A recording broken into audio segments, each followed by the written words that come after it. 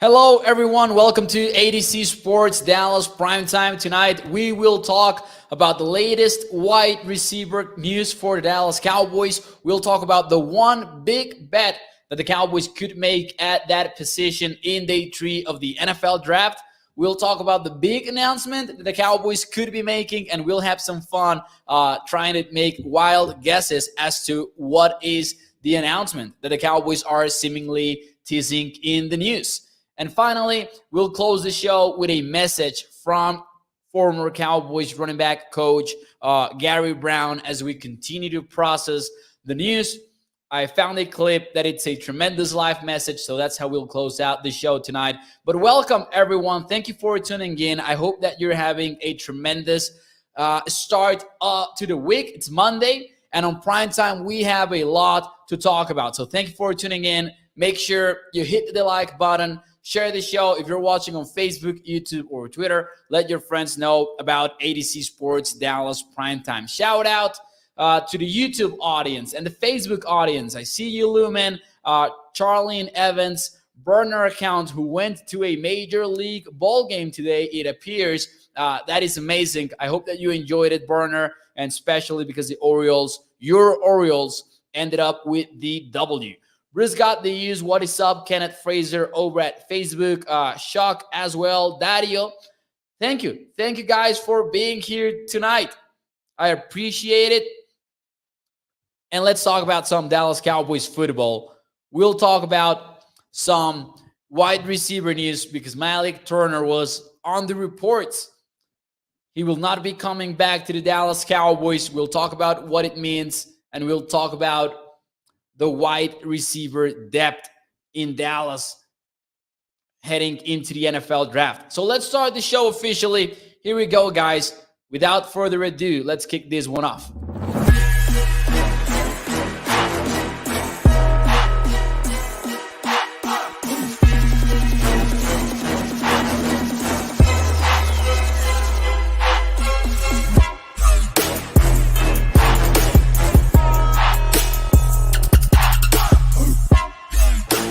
Hello, everyone, and welcome to ADC Sports Dallas Primetime. I'm Mauricio Rodríguez, streaming with you live every Sunday through Thursday night here at ADC Sports Dallas at 8 p.m. Central. As always, brought to you by our friends over at freemanmazda.net. We will talk more about them and the ride of the week in a few moments here on the show. As always, make sure that you check out adcsports.com/Dallas for more Cowboys content, but also for more Mavericks content. Because I know that if you are an NBA fan, you are excited as to what is going on in the world of pro basketball. So you can check out adcsports.com/Dallas. So welcome to the show. Tonight, we will discuss the Malik Turner news.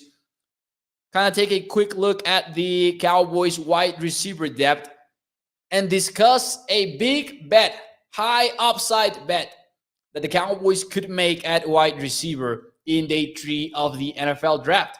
We'll see how you guys would feel about that. And also, it seems as if there is a big announcement, business announcement for the Dallas Cowboys heading our way on Wednesday.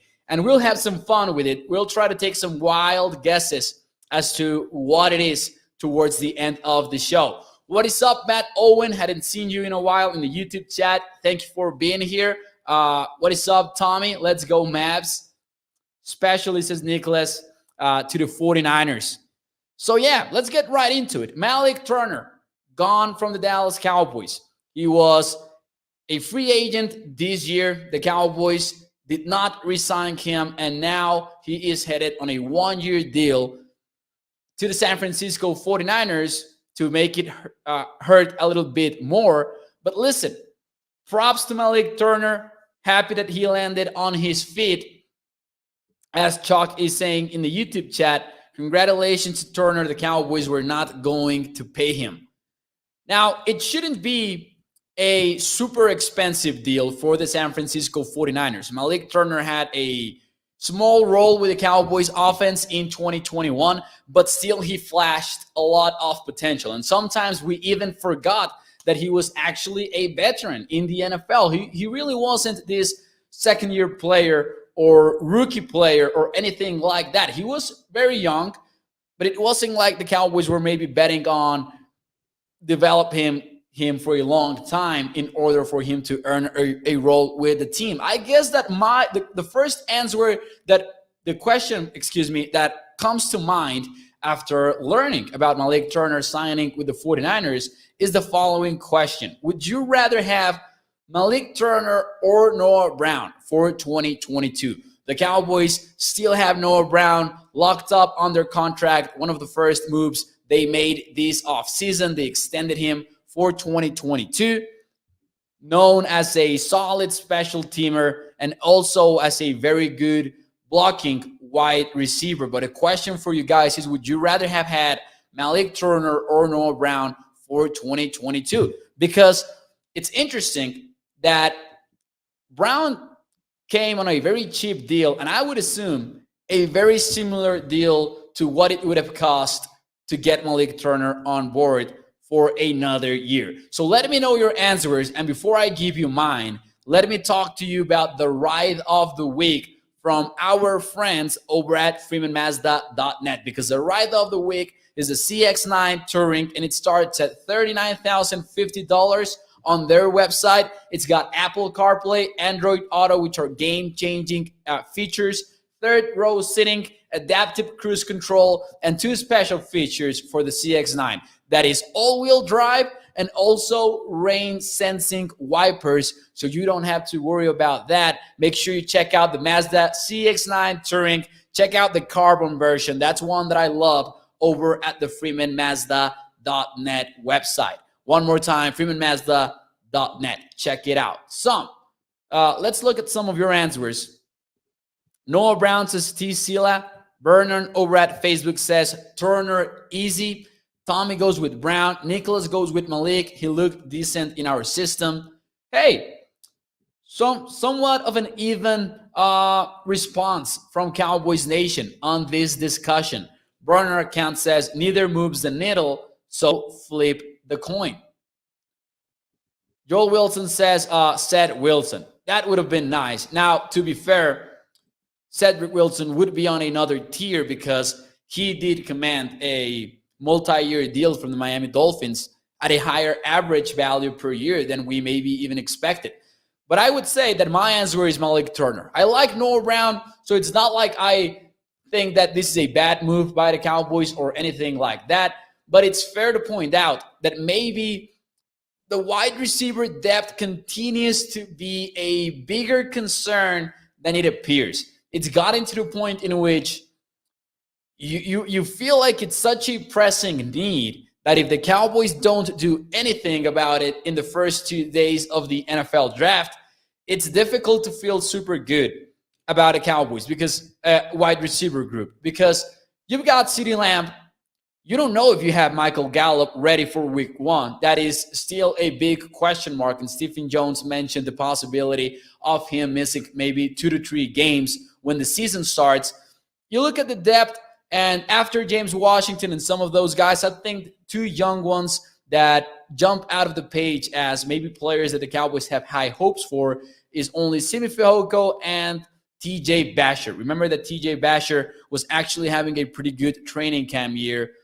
As for special teams concerns, I think that even though Malik Turner played a lot for Bones in 2021, I don't think that it's a high concern. I don't think that he is indispensable. So I really thought, I really would have rather had Malik Turner instead of Noah Brown, but I don't think it's such a big deal. However, I'm still quite concerned about the Cowboys' depth at wide receiver.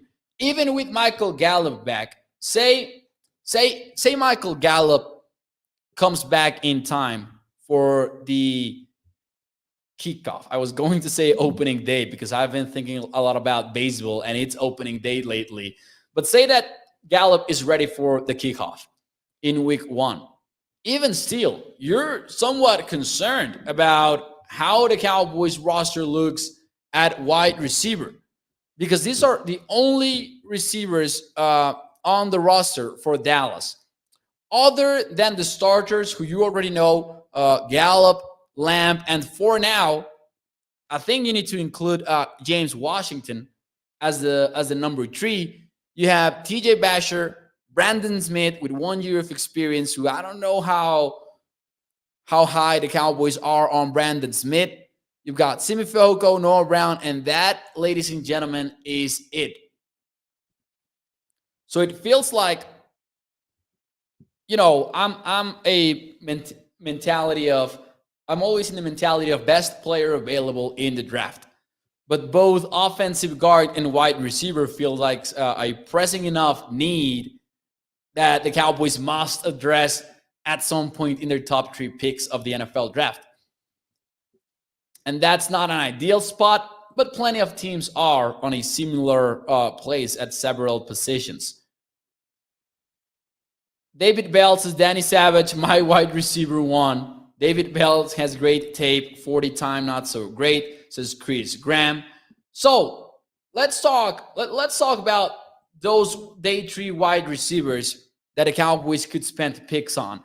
And I'm going to talk about the day 3 bet that I had in mind, because there's this player that I love.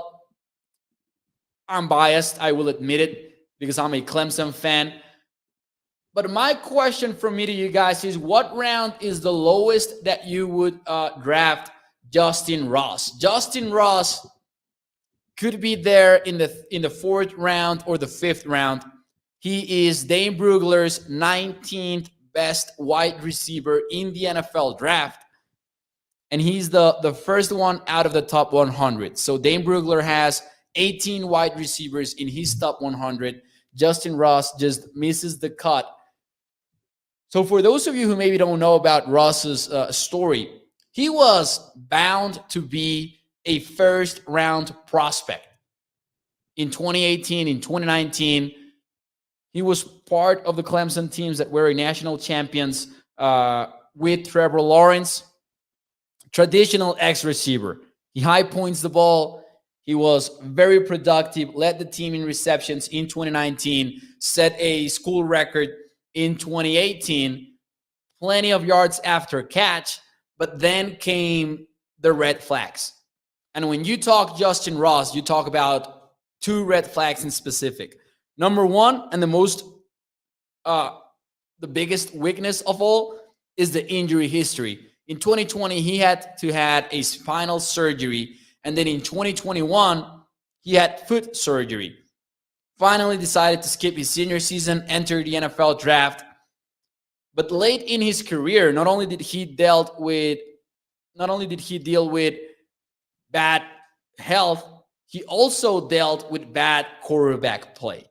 Because once Trevor Lawrence left for the NFL, trust me, the QB play in Clemson got ugly. DJ was not up for the task.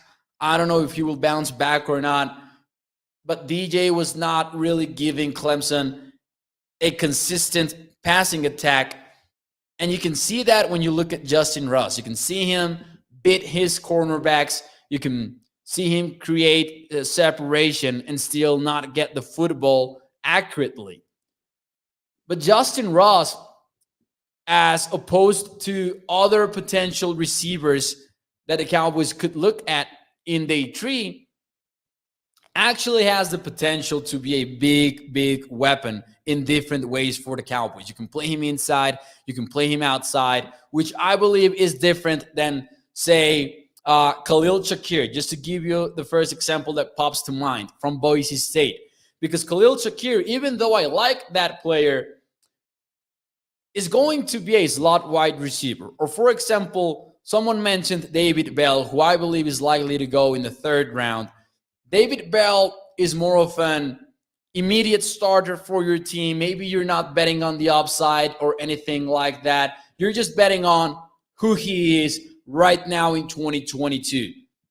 But with Justin Ross, there's upside, and there are no question marks other than the injury side of things. Now, I realize those are big question marks, but what I mean is, if it wasn't because of that, if it was all based on the tape, we might be talking about a 2nd rounder or even a 1st round kind of talent. So what is the lowest that you would draft Justin Ross? Because I will be honest with you, I would go as early as the 4th round. The 3rd round, I wouldn't, just because it is such a deep wide receiver class, and it feels like someone else would be there at 88 for the Cowboys. But if you're talking about the 4th round, especially if Dallas has not gotten the chance of drafting a first round wide receiver, I would go look for Justin Ross. Now, I must admit, I am a Clemson Tiger fan, so I might be a little bit biased, but I also must say, if I were a general manager in the NFL, my biggest flaw might be just taking flyers on a lot of these high risk, high reward prospects in day 3, because usually I'm all for it.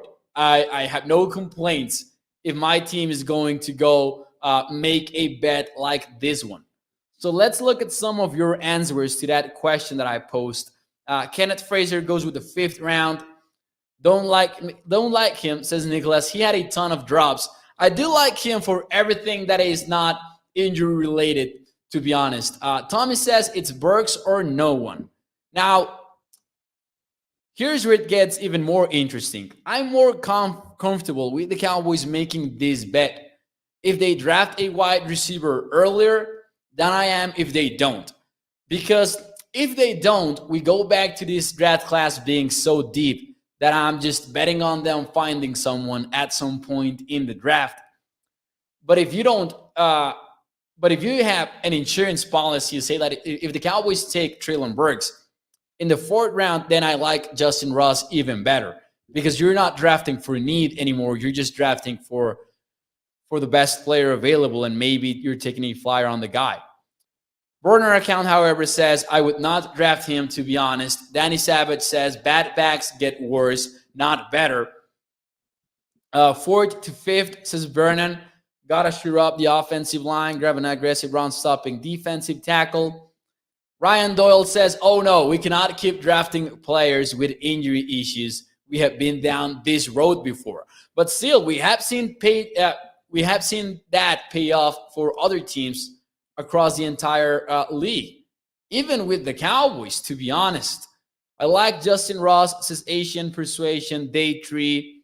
Jason Teed goes as low as the 7th, which, hey, I think that's fair. I think that everyone that is saying they would not draft him, all of that is very fair. I'm sure there will be NFL teams that will leave him off the board. Justin Ross or C. Rambo, day 3, says Mike Jones. Danny Savage says 40 yards dash, so overrated. I agree with the 40-yard dash being overrated.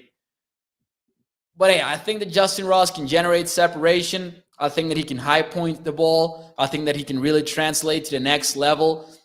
He has very good size, even though when you look at the tape, Justin Ross can look a little bit small, but he's not small, to be honest. He's actually pretty long. Now, let me read to you this from the Dane Brugler draft guide. And this is not an ad, but if you are a draft Yankee, the beast is a must from Dane Brugler. Here's what I liked from his summary. He is a long, limber athlete with maybe the largest catch radius of any receiver in the draft class. That's a guy I'm willing to bet on. I know that the injury concerns are right there, and I know the history of those, but I'm all for making the bet in day 3.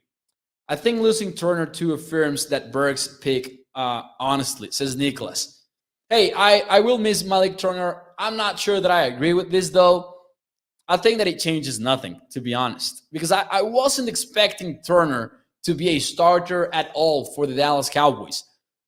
If maybe the Cowboys had not signed James Washington, then okay. But I think that Turner was not fighting to be one of the best 3 wide receivers in Dallas. And I think that's the only thing that would maybe impact the Cowboys making or not the pick at 24th for a wide receiver. Tomorrow night, by the way, we'll take a look at some of the ADC Sports staff thoughts on what is the most likely pick for the Cowboys at 24th. I was going to do that tonight, but the Malik Turner news came up, and I said, hey, why not?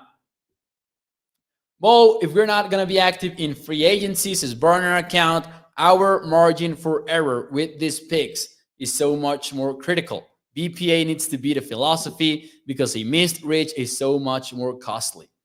I agree. I like Turner better than Noah, says Michael Helton.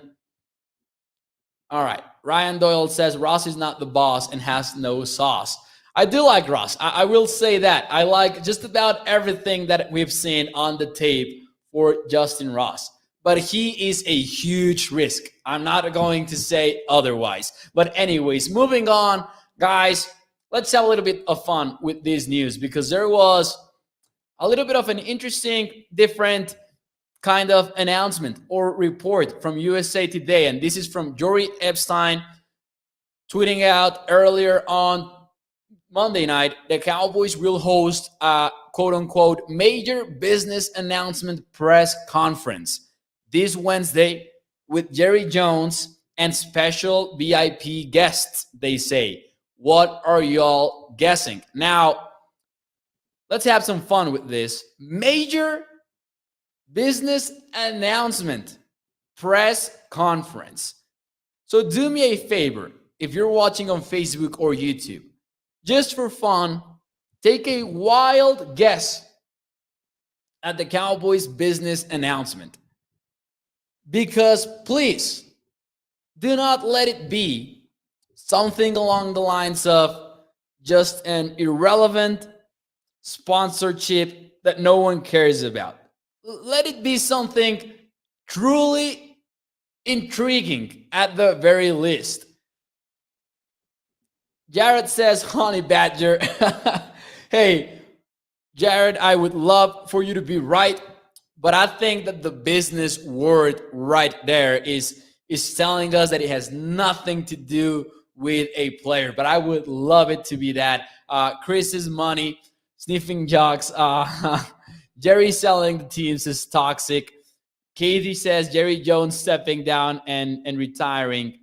And then burner account says, realistic, they are raising the ticket prices. You underestimate them, burner, because if that was it, they wouldn't be holding the major business announcement press conference, right? Stephen Jones takes over, says Nicholas. It's obviously happening already. Oh, Errol Spence fight? Is this actually it? Like, is there a report that this is going to be what it is? Because if it is Spence versus Crawford, make no mistake about it, the boxing fan in me will freak out, absolutely freak out. That is the fight that the boxing has been missing for years now. Please let it be the Errol Spence-Crawford fight. Let me know in the chat if that is based on a report or if this is just another another wild guess. Ryan Null introduction press conference. It's related to HBO's catch. I didn't know that. If it's a press conference, it's got to be big. All right, here's mine. And maybe it's not that Jason went with Odell Beckham, by the way. Here's my wild guess at what the Cowboys' major business announcement press conference. And you know, when you say major business announcement press conference, you are begging the fan base to be disappointed when you do announce it on Wednesday. But here is my wild guess at it. Maybe it's not that wild because it's a little bit realistic. Something, whatever, to do with crypto. Feels like that's the trend right now in the world of business in sports. Because you just got the Tennessee Titans announcing that they were going to be the first NFL team to accept Bitcoin as a form of payment. I believe that that's for suites and season tickets primarily, and then they will move to concessions and all of that. But for now, the Titans are the first team to accept Bitcoin as a form of payment. So I'm guessing something Bitcoin related for the Dallas Cowboys, or in an even more disappointing announcement, a sponsorship from a cryptocurrency market, like, crypto.com or something like that. because those companies are fighting for marketing opportunities. Dallas Coin says Jared, I would invest in Cowboys Coin. I really would. LOL, we just made the team drastically worse, so here is a new way to pay us. Says Burn. That will be the motto if my wild guess is correct. Charlotte Jones is taking over. Now, Charlene, that is a storyline that we would freak out over in the best of ways, because that would be amazing. No, just thinking out loud, says Chris. Chris, you got me excited there for a moment. I really thought that maybe I had missed it, and maybe we were getting the Spence Crawford fight finally, because boxing fans know, hey, if you know, you know. That is the fight boxing needs to make. Boxing has talent. Talent is not the problem right now with boxing. And, they did have my guy Canelo break the indoor boxing attendance record in the U.S. last year when Canelo knocked out Billy Joe Sanders. So we know that Jerry Jones has liked having the boxing fights on the stadium. And that's definitely not the first one. Leave it to Jerry to make big news and not anything about the teams is toxic. Jimmy's getting into the Ring of Honor. Would that have been announced, though, as a business announcement? Man, what happened with that? They really just lied to us right to our faces last year. They're saying that, not really saying it, but suggesting it, that Jimmy was getting to the Ring of Honor soon enough. And then that didn't happen. So there are some of your wild guesses. Danny Savage says they're re-signing Jalen Smith. Guru says Alvarez and Triple G. And if Canelo did not have that May 7th fight versus Dimitri Bivol scheduled, I would say that could also be it.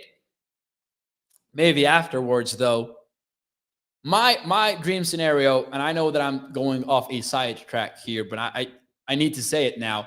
My dream scenario for Canelo is beating Dimitri Bivol the 7th of May, while Beterbiev unifies the 175 belts, and then Canelo fights him for all of the light heavyweight belts to etch his name in history one more time. As you know, I'm a Canelo fan. So anyways, before we move on, guys, before we get out of here, we're still processing the Gary Brown news. Rest in peace. Former Dallas Cowboys running back coach, former NFL running back that finished his career, I believe, with over 4,000 yards, passed away earlier this week in his latest battle with cancer. Now, I don't want to leave the show in a sad note. So instead, what I wanted to do is share a message that Leah Doherty from NBC 15 in Madison, Wisconsin, shared on Twitter about Gary Brown talking about his battle with cancer last year. If I'm not mistaken, this clip is from last year. And it's a powerful message. So let's listen to it. Here we go. What it did for me was it made me appreciate every day, and making sure that you maximize every day, and make sure that you don't leave anything on the table. I think that you just, in life, you know what I mean, with your family or with football or with whatever you're doing at that particular point, I think it just made me focus on what's good in your life and take advantage of everything you have. Isn't that something? So, in honor of Gary Brown, let's try to do that, all right? Let's try to maximize every day with our family, with our loved ones, and just, as he said, man, make the most out of every day. That's why we are here. So, rest in peace, Gary Brown. Ladies and gentlemen, I will see you tomorrow, as every night at 8 p.m. Central. Later in the week, I have not figured out the exact schedule, but we'll talk about some trade scenarios. Maybe we'll talk about the most likely picks at 24th. And I will see you tomorrow night, ADC Sports Dallas, as always, brought to you by our friends over at freemanmazda.net. I'm excited because the NFL draft is pretty close. So, hey, let's have a good week and let's maximize every day, because that's why we are here. Rest in peace, Gary Brown. I will see you tomorrow night, guys. Thank you.